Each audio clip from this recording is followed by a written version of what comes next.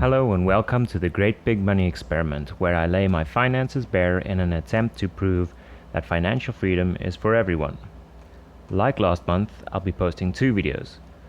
This is the first video and it contains my monthly update and a discussion topic. The second video will be about an important step in achieving financial freedom, namely repaying your debts. Okay, so let's get on with the monthly update. First, we'll review my spending for July to August 2020 against my budget and then set a new budget for the next month. We spent $0 on buying alcohol this month.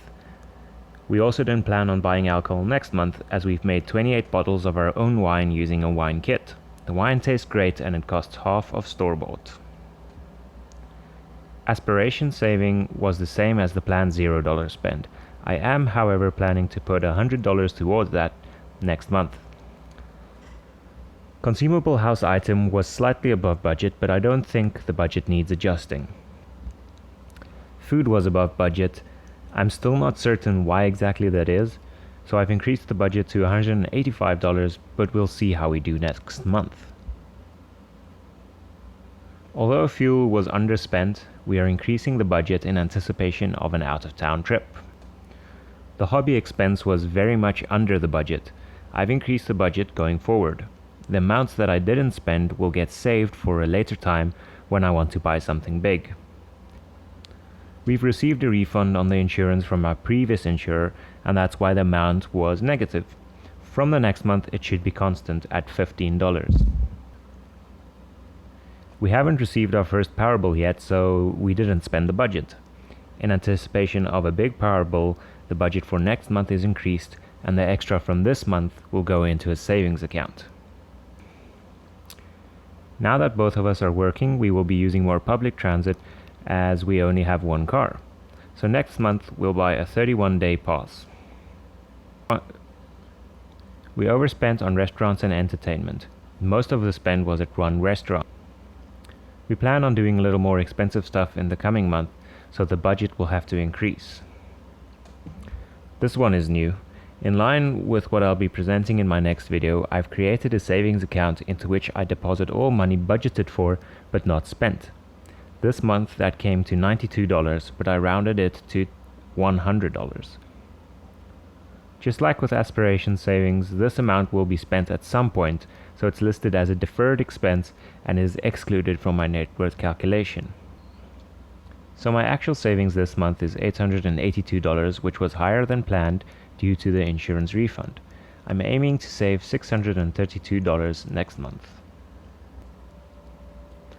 This graph shows my expenses over time. Note how low this month's expenses were in relation to previous months. Granted, there is $120 that the insurance paid back, but even if we were to remove it from the equation, this would have been the lowest expenses to date. So on to my net worth. I target a balance of $50 in my checking account. My emergency fund is now at my targeted $4,000. As always, I don't carry a balance on my credit card. My self-directed investment saw some growth and some extra investment. I now have access to view my balance at the financial planner, so this figure has been updated. The $500+ is all growth.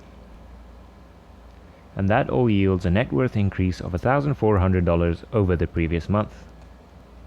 What we're looking at here is my net worth over time relative to my goal. On this scale, we can only notice a slight increase in the slope of the line as my net worth increases. I've also increased my goal by about $50,000 so that I have an extra $100 to spend each month in retirement.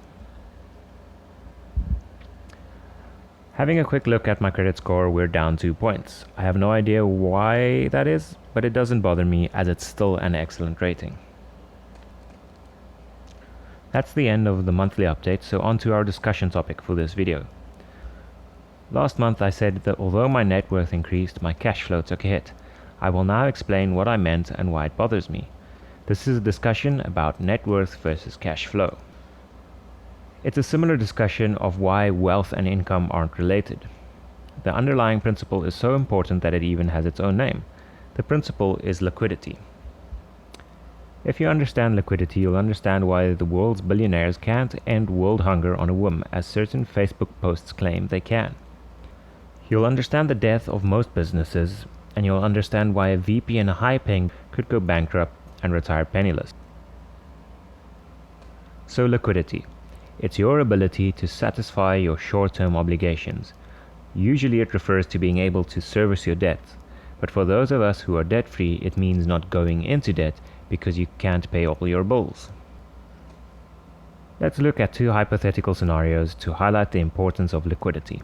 Scenario 1. You earn $2,000 every month. Your check gets deposited on the 15th.